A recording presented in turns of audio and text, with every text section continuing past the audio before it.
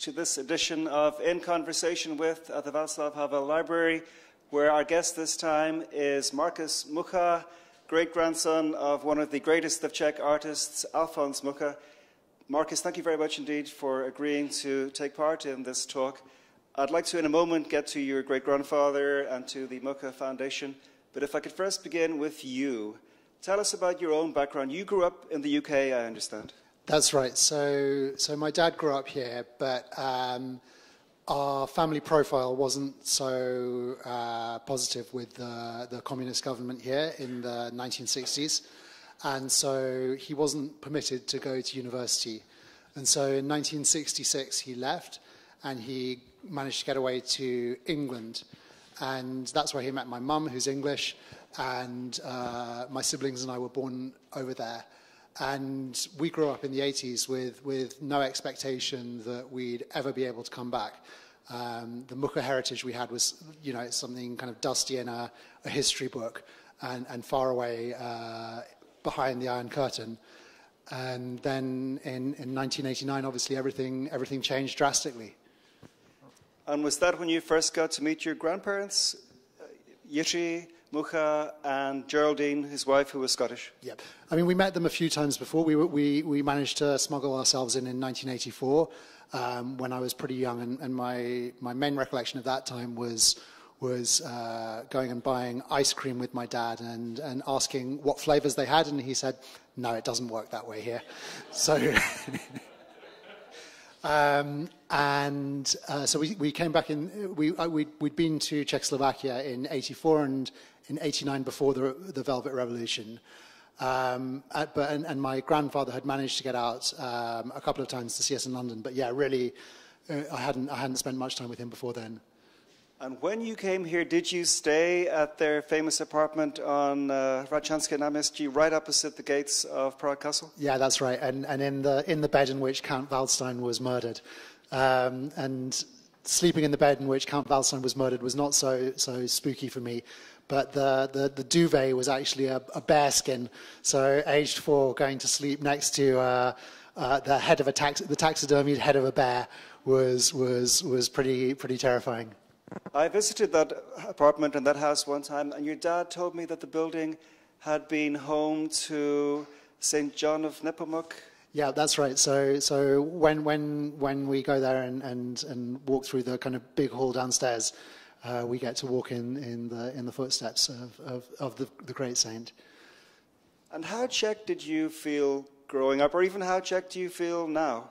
You know, I knew it was part of my identity growing up, but my dad was very conscious that we wouldn't grow up feeling like we were exiles who could never return home. So we grew up really focusing. We didn't speak Czech when we were growing up. We really focused on being young English kids, even if my dad couldn't explain to me the niceties of cricket or rugby, not having grown up with those sports over here.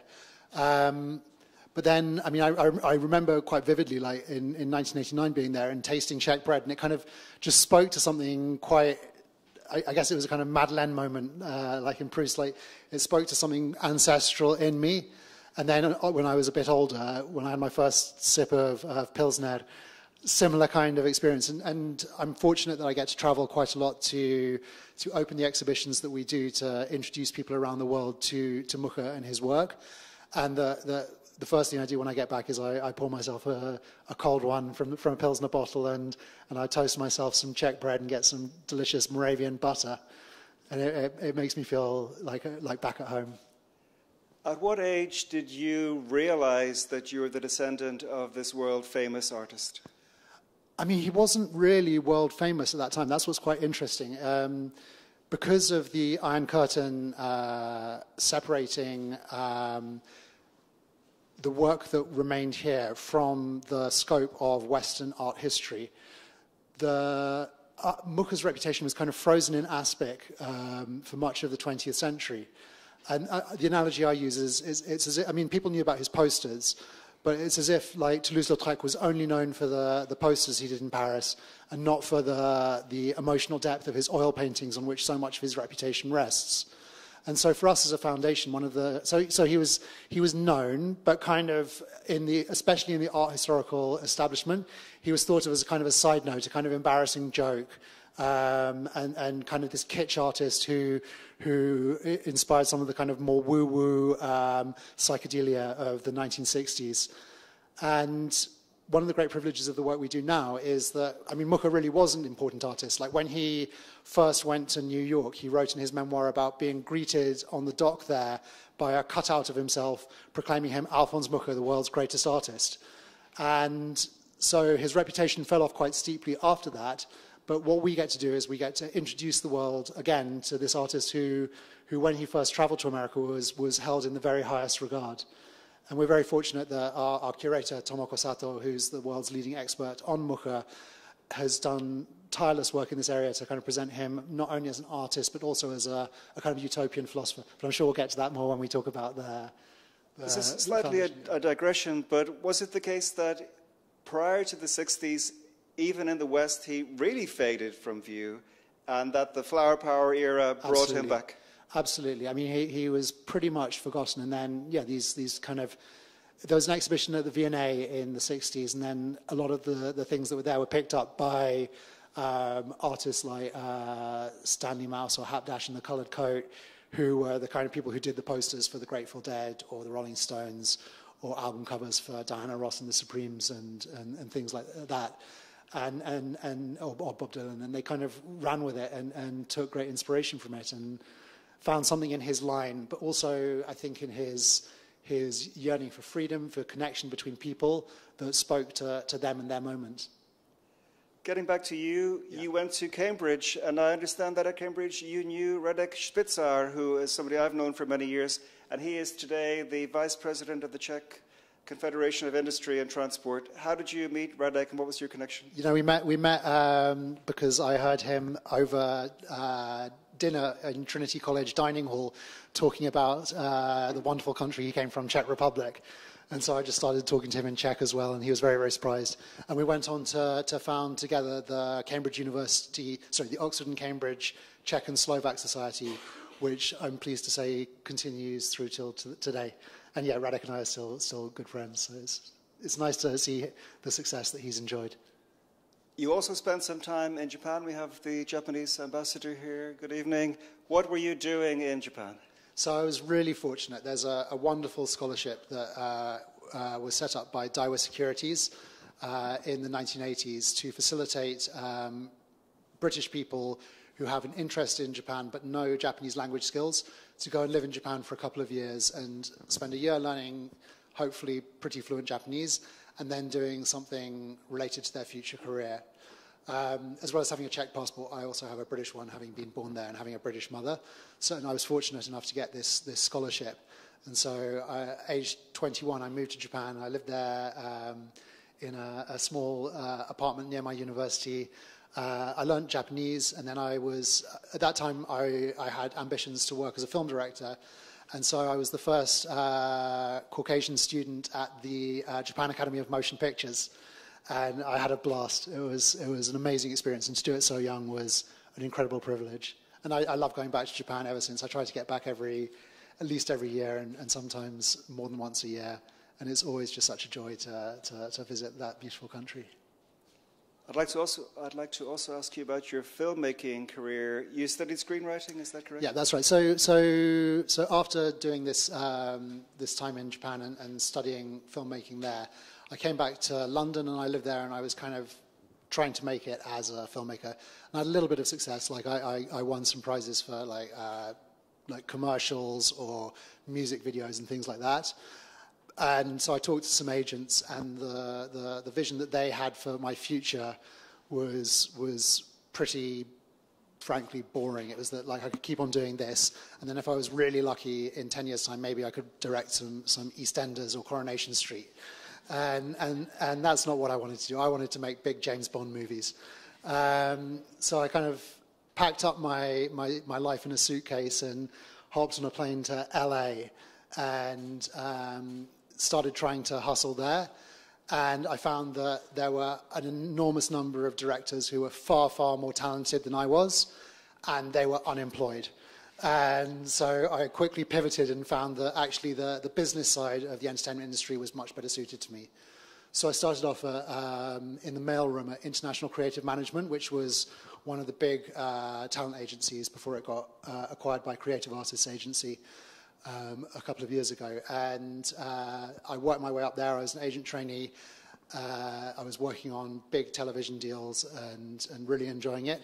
And then I had the immense good fortune to get headhunted by Morgan Freeman, who was looking for someone who had the business chops to kind of run the business side of his production company that him and his terrific producing partner, Laurie McCreary, who's the former producer of the Producers Guild of America, they run together. So they brought me in, and I helped Morgan transition, as well as being a movie star, into being a really successful television producer, producing over 100 hours of television a year. And it was going pretty well for me. I was lucky enough to be named by Variety, which is the trade newspaper in Hollywood, as one of the kind of the leading, I think it was called Hollywood's New Leaders, so the kind of leading lights under the age of 35 in the entertainment industry.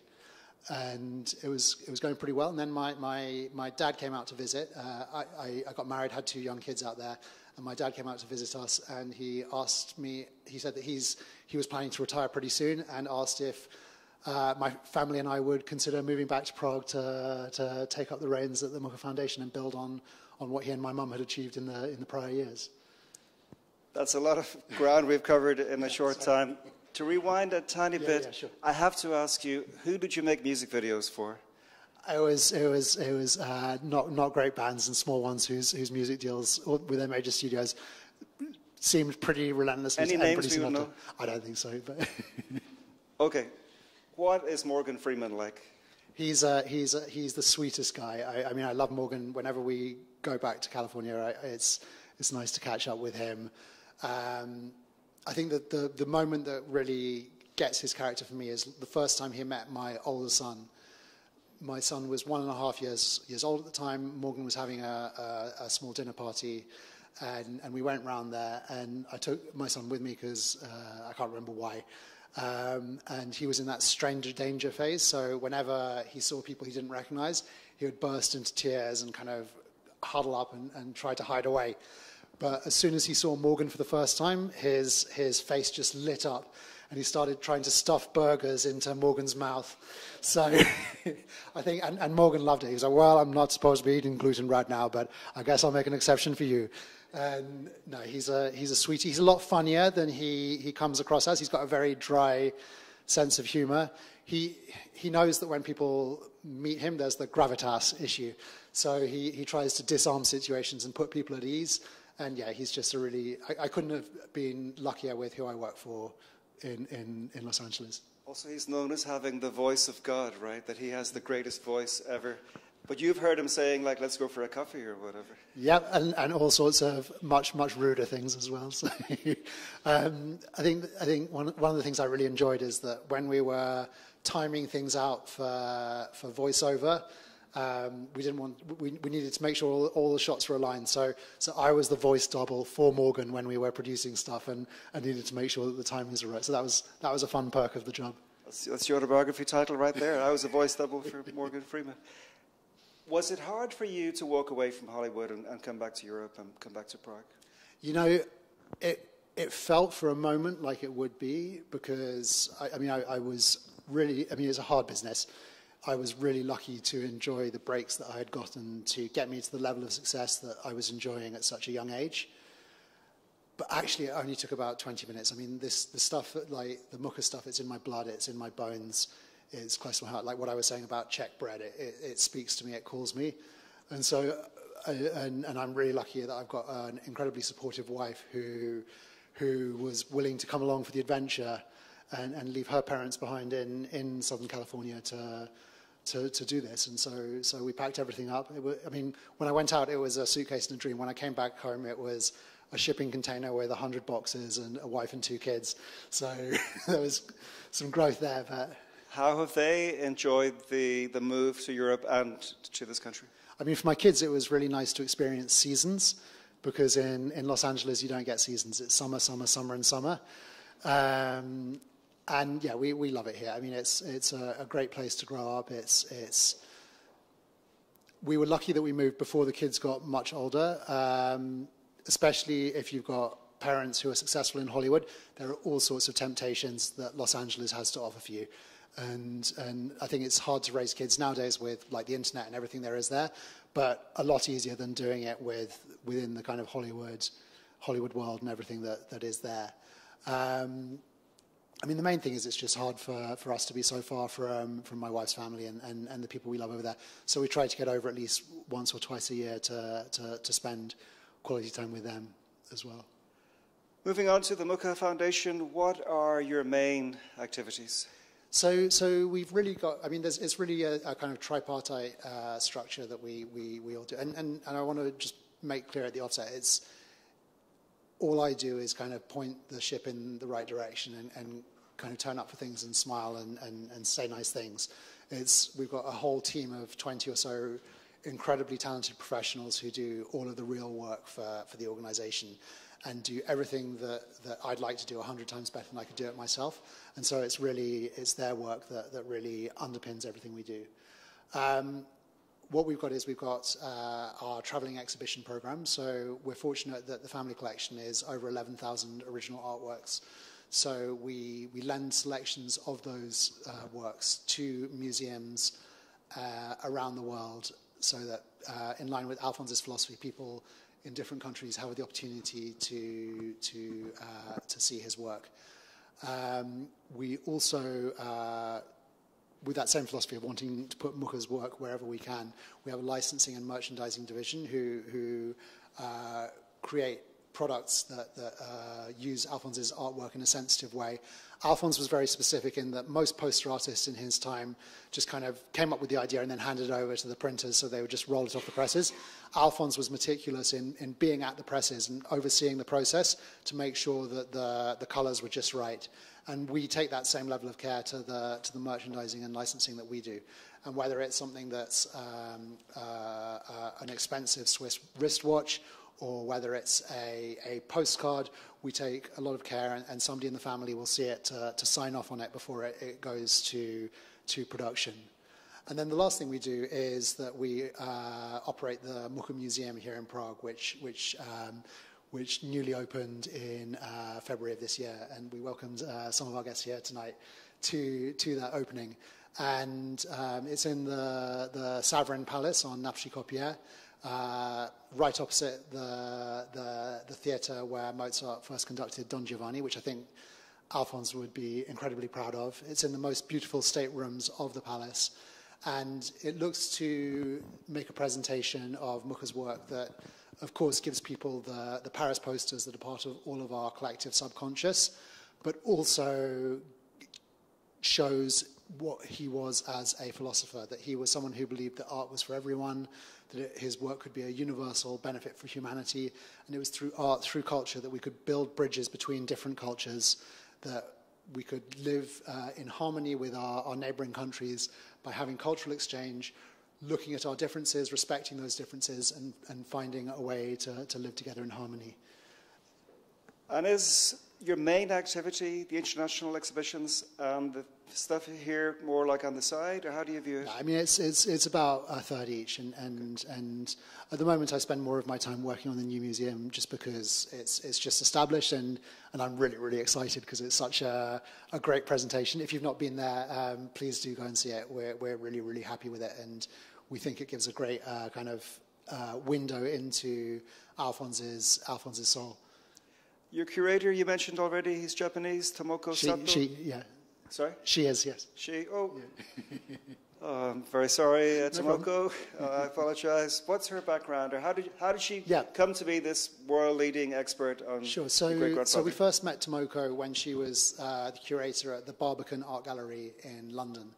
And in 1993, there was a Czech-British festival, and the Barbican needed, in short order, to do a Czech-themed art exhibition.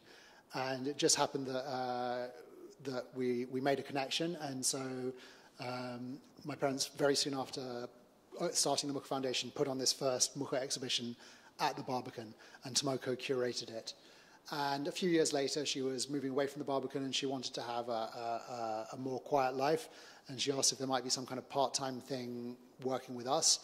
And in the 10 years since then, she's been busier than she's ever been before, and just doing lots and lots of scholarship, lots and lots of exhibitions, and really expanding the boundaries of thought around Mucha. So, I mean, for example, right now we've got a major exhibition at the Phillips Collection in Washington, D.C., which looks at the idea of Mucha and influence. And this is all Tomoko hard work. It looks, first of all, at the art objects that Alphonse collected himself when he was living in Paris, and how those objects, whether they were Japanese ceramics or English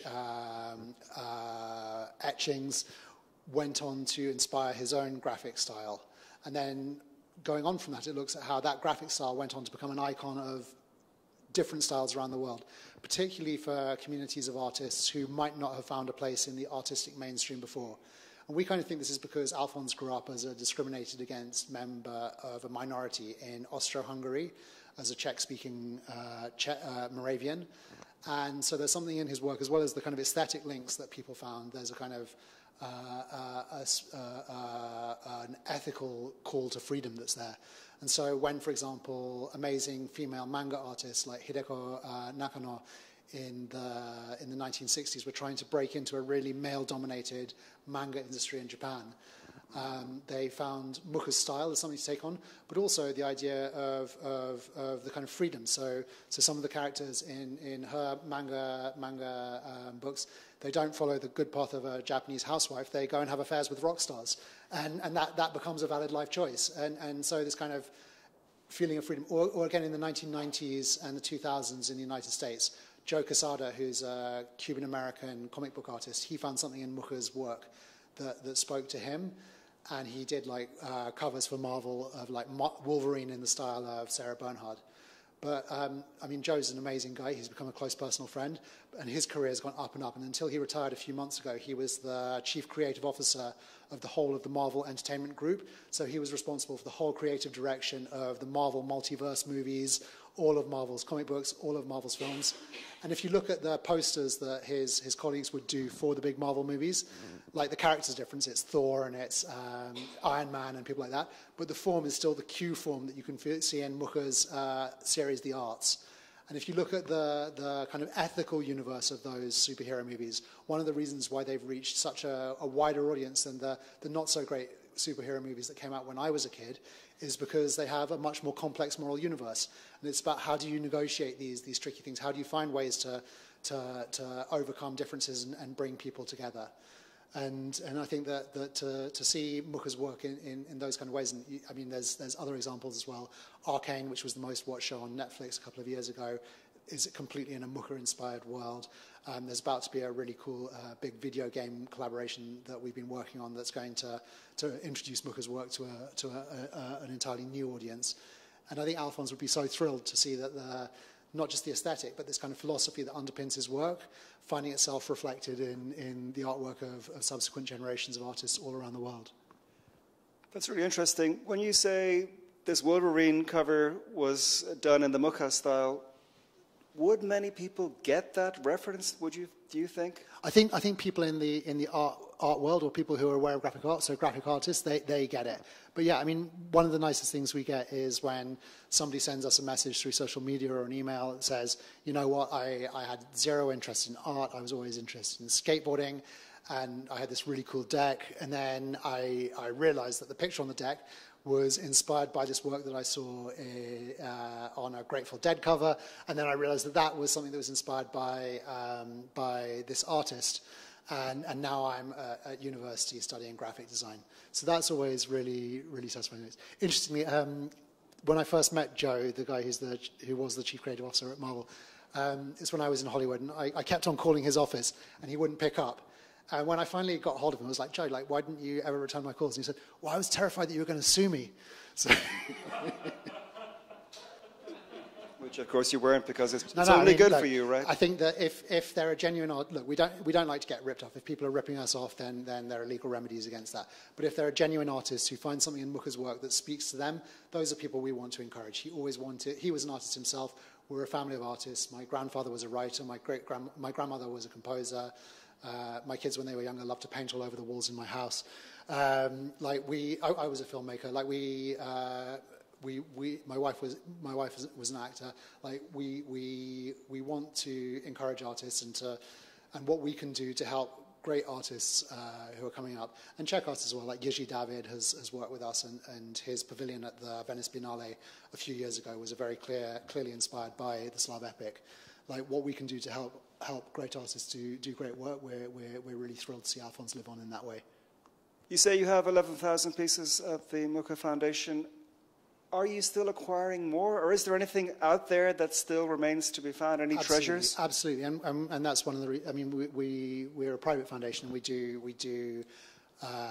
use the earned income that we generate to make acquisitions and to conserve works. Like storing and conserving 11,000 works is not easy and has its challenges. So we've got a really great team who work on that. But yeah, we're thrilled when things come up that either there's a gap in the collection, or there's something where there's something that's been preserved well.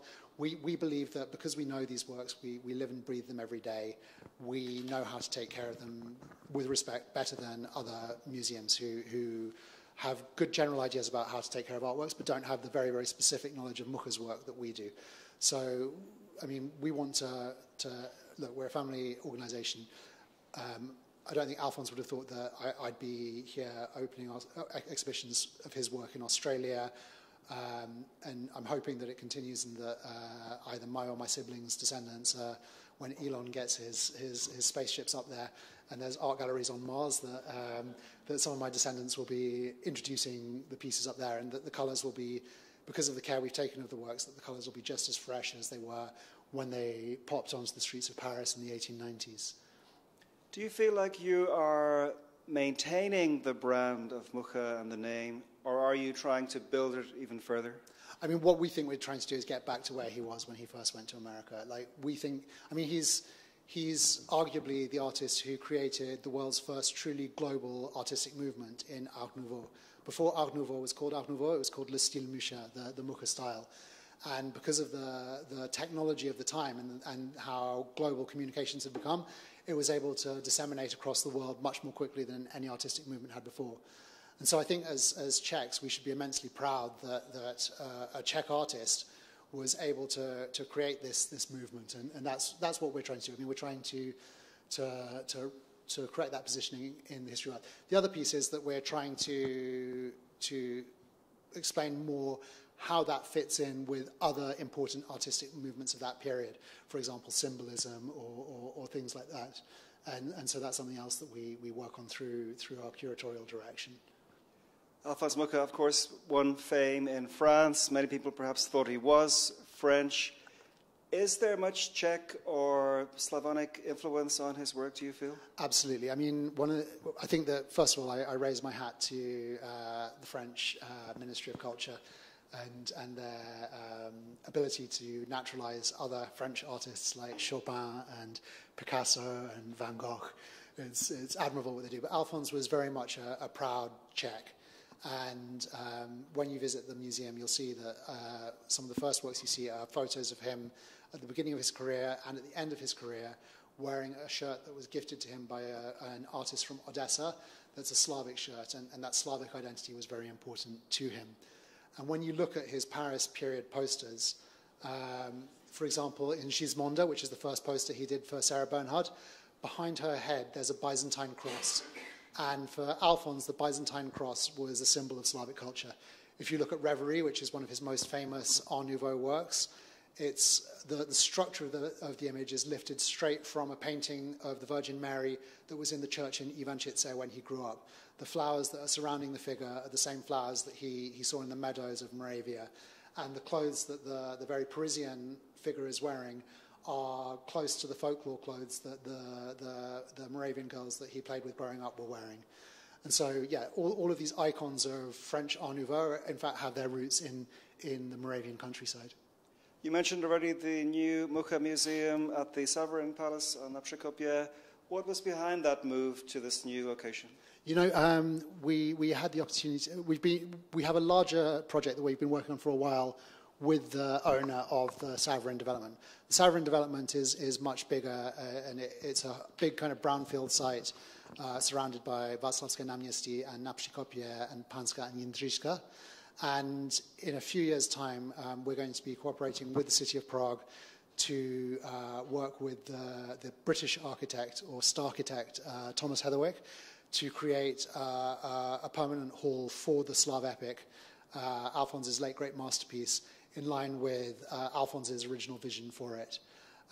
We became friends with the property development company Crestel, who owned that development while we were working on the Slav Epic piece. And then they had this space that had been a casino before the Savarin Palace was renovated. It was now vacant, and we just, I think over a bottle of nice wine, we just got to talking and thought, well, let's give it a go. And it gave us the opportunity to really... One of the things that's great about our exhibition program around the world is that we have the opportunity to share with audiences this new scholarship that really repositions Mucha as not just this artist, but also this utopian philosopher. And one of our sadnesses until recently had been that while the rest of the world has been being educated in this way, the Czech public, who Alphonse loved so much, wasn't seeing it. And we had the good fortune when the Czech Republic last had the rotating presidency of the European Union, that President Vystrčil of the Czech Senate invited us to put on an exhibition at the Waldstein Riding School as the kind of cultural highlight of that presidency. And so we worked with the Czech architect Eva Ježičná to put on a presentation along the lines of what we've been showing internationally. And it was a great success. We had 70,000 visitors, of whom 70% were Czechs, and we were thrilled that we were able to introduce to all these people a new aspect of their national artist. But sadly, the Czech presidency only lasted for 6 months, and so that exhibition had to come to an end. And so that we have the opportunity to do so now on a permanent basis. And again, we've been fortunate that Eva Ježičná, obviously she didn't hate working with us enough the first time around not to work with us a second time around. And she did a really wonderful and beautiful presentation. I mean, I'm blown away by how she's been able to combine the very strong Baroque features of the building with the Art Nouveau features of Mucha's work and her own minimalist style, but to create something that's very beautiful, very calm, and very, very harmonious. The Slav Epic, which is 20 enormous paintings, it's simply breathtaking work, is currently in the town of Moravský Krumlov. What is the current state of play? Because Prague, the city of Prague, owns that work. Why is it in Moravský Krumlov, and how can you be confident that it's coming back? Yeah. So Alphonse gave the Slav Epic to the city of Prague. That was his way of giving it to the Czech nation. And his condition for the gift was that Prague would build a suitable hall for it. More than 100 years later, that hadn't happened. And there are a number of reasons for that, not least the Nazi occupation, the communist regime. But it was something that wasn't going in the right direction. So my father had some litigation to try to resolve the issue with Prague. We were happy, I think 2 years ago, to resolve that litigation, and we have a settlement agreement that my father and I signed with the mayor of Prague to express our shared goal to house the Epic, along with items from the family collection that tell the story of the Epic in its entirety in a newly built space by Thomas Heatherwick in the Savarin development. So we're on a path for that. Look, building anything in Prague takes time. There is a process here, and I think that's good because we want to preserve the unique historical character of our town, but it takes some time. And in the meantime, we are incredibly thrilled that the Epic is on display in Moravský Krumlov. Moravský Krumlov was the town that took the Epic in when the first communist minister of culture wanted to destroy it. It protected it through some pretty hairy times, along with our family, through the darkest days of the second half of the 20th century. And I think that without Moravský Krumlov and its people and the town, the Epic wouldn't exist today, and we would have lost a real treasure of world art. So we are thrilled that until, look, Alphonse gave it to Prague. He wanted it to be in Prague. His idea was that everyone would come from around the world and they would see the role that the Slavic peoples had played in guiding the world towards the universal world peace that he saw as being just around the corner. And so we want to honour his vision. But until the space is ready for it, and I can't wait for you guys to see that space. I mean, the designs that Tom has come up with are mind-blowingly good. But until that space is ready, we couldn't be happier for it to be back in Moravsky Krumlov, where the people in town took such good care of it. We've made Moravsky Krumlov the kind of one of the cornerstones of an initiative we have called the Mucha Trail, where we're fortunate that about 500,000 people around the world come and see our traveling exhibitions in different countries every year. And most of those people don't know that Mucha was Czech when they go to the exhibition. By the end, they do, and they want to come to Prague. We'd like them not just to come to Prague, but also to go to these towns that could really use the inbound tourism and which were so close to Alphonse's heart. And so we have this initiative, the Mucha Trail, which has thematically linked exhibitions in various towns in Moravia and Slovakia that rotate every year and tell different stories with the hope, firstly, of bringing tourists down there from overseas, but also of being something that Czech families who go back to South Moravia can go and experience every year. So one year they might learn about Mucha and his relationship with manga. One year they might learn about Mucha as a photographer. Next week I'm going to go and open this year's exhibitions, which are about Mucha and his connection with folk art. And it seems to be working. I mean, I think like last year there were 50,000 tourists in Moravsky Krumlov. Last time I was there was a tour bus from Korea. There were 2 backpackers from America. And there was some unfortunate Uber driver from Prague Airport who had picked up 2 girls from Japan who had asked them to take them straight down to Moravia to go and see the Slav Epic. So it seems to be working in terms of attracting international visitors. And you were telling me earlier also that when the Slav Epic will be at the Savarin Palace, you're planning a Mukha Bus to take kids from around the country to Prague to see it. That's right. I mean, one of the things we really enjoyed with the Valstein exhibition was opening it up to all of the schools in Prague so children could visit on class visits for free. We've done the same thing with the Mukha Museum here. So if any of you have kids who'd like to go and experience this, please encourage their teachers to get in touch with our team and book a school visit. But yeah, when we open the big space for the Slav Epic, our goal is to have a Mukha Bus that will go to every town in the country, every school. And the idea is that at one point in every single child's education in the Czech Republic, they'll be brought to Prague for free. They'll get to spend time with Alphonse's work, with his great masterpiece. And hopefully the idea of this small boy from a town in Moravia, at that time a backwater of the Austro-Hungarian Empire, through having a big dream and through working hard, he was able to have an influence on the way the world looks around us, even now 165 years after his birth. And that's something that we hope will be a kind of ongoing inspiration for Czech children for the future. Fingers crossed that happens. Time now for some questions for the audience. Who has a question, please? Yes, in the front row, the Korean ambassador. Please, thank you. Thank you. I'm Korean ambassador, and last year I had the great privilege to be invited to Mucha House and also Moravsky Krumlov. And before coming here as an ambassador, I knew much about the great posters painted by Mucha for Sarah Bernard, of course, and also Slavic Epic is also very well known. And one of my daughters actually studied designs, and so she told me in every textbook his name is actually there. And but what really caught my eye was that in Mucha House I saw some paintings done in the last days of Alphonse Mucha, which was very dark and gloomy in 1930s when he saw it's kind of premonition what's coming ahead of him, and this great war, and even Czech Republic of Czechoslovakia was doing fine at the time as a manufacturing power. Everybody was, in a sense, very much scared by what's coming, big neighbors here and there, this ideological conflict and upcoming Great War. So it in a sense touched me more than other paintings. So, of course, people love more, in a sense, bright part of Mucha's artist work. So, I love these posters very much as well.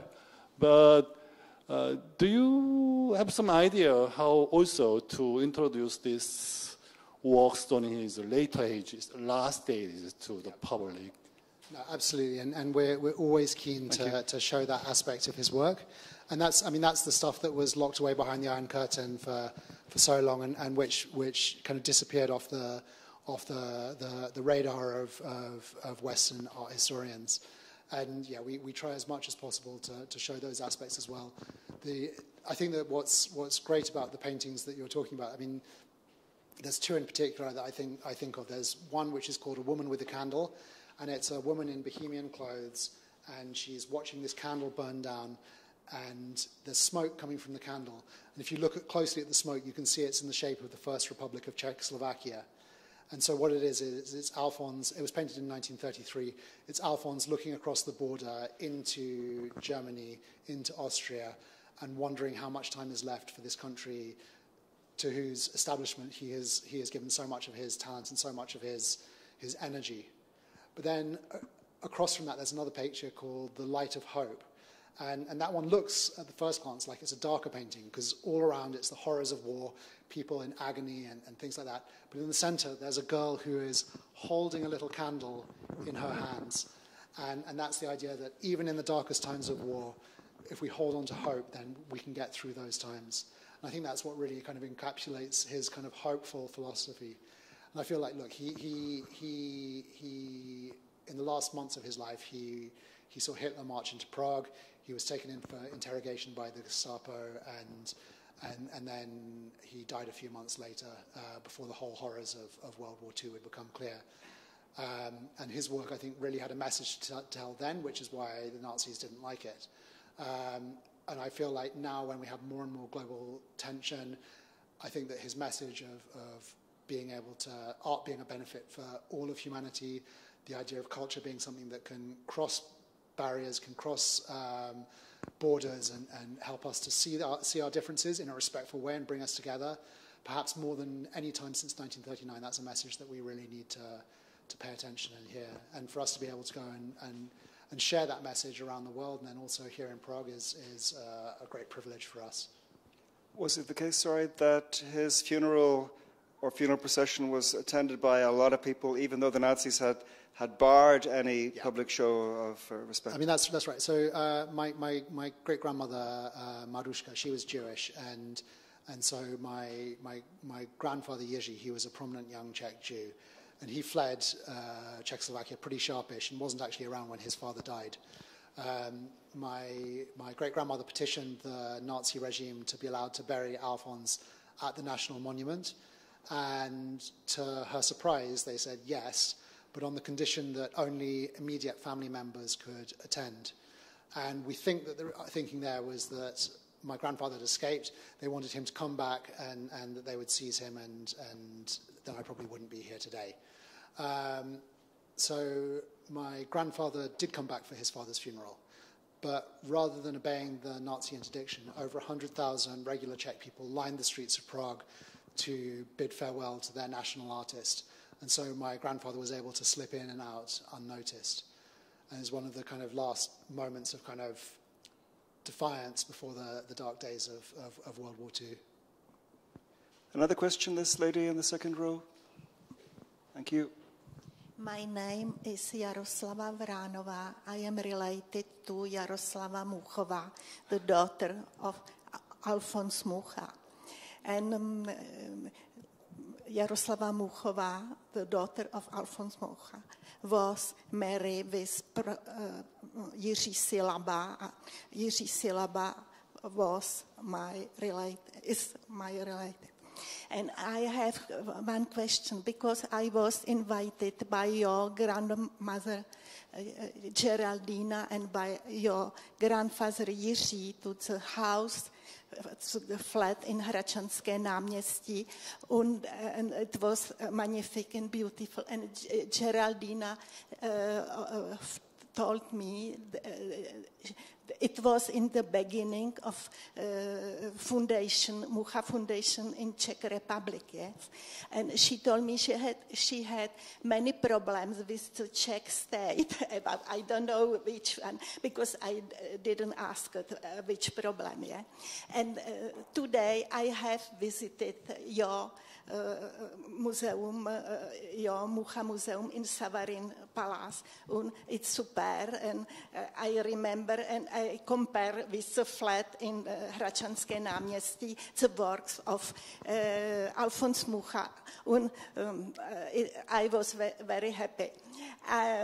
And my question is, I have seen many times Slav Epic in Veletržní Palác, and you said, if I understood well, the origin Slav Epic stay in Moravský Krumlov. Or you, if I didn't understand, you have planned take it from Moravský Krumlov to the Savarin Palace. That's right. So it's the second one. So it's not going to be in part of Savarin Palace that has yet been built. We are working with a really incredibly talented British architect who is called Thomas Heatherwick. He is also doing, for example, Google's new headquarter building in California, and he will be doing his first building in the European Union, will be the home for Slav Epic. And it's going to be in the middle of the, if you know the riding school in the Savarin complex, it's going to be right there. And it's going to be in a few years' time, but it's going to be a space where he has built it sensitively, considering how Alphonse wanted the Slav Epic to be displayed, and we think it's going to be something very, very special. And until then, we're very happy for the epopee to stay in Moravský Krumlov. Thank you very much. My pleasure. Thank you for your wonderful memories. Any other questions from the audience? Anybody? Well, I've got a question about your grandfather. He seems to have been an amazing guy. He was in the RAF. He was later in the Yakimov mines. The communists sent him there. He was a bit of a playboy, evidently. Is there ever talk of a movie being made about him? A Czech director who I know said he was thinking about it a few years ago. Do you know anything about that?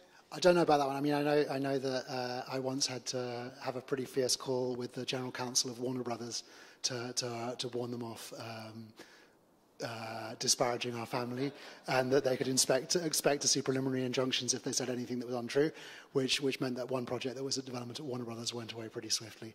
So wait a second, there was a project that you put the kibosh on? Yeah, and it had a really big movie star attached to play him, but it wasn't something that was sensitive. It was full of lies and misinformation, so it wasn't something that we would have been happy to see. So it wasn't a Czech project? It wasn't, no. It was a big Hollywood movie.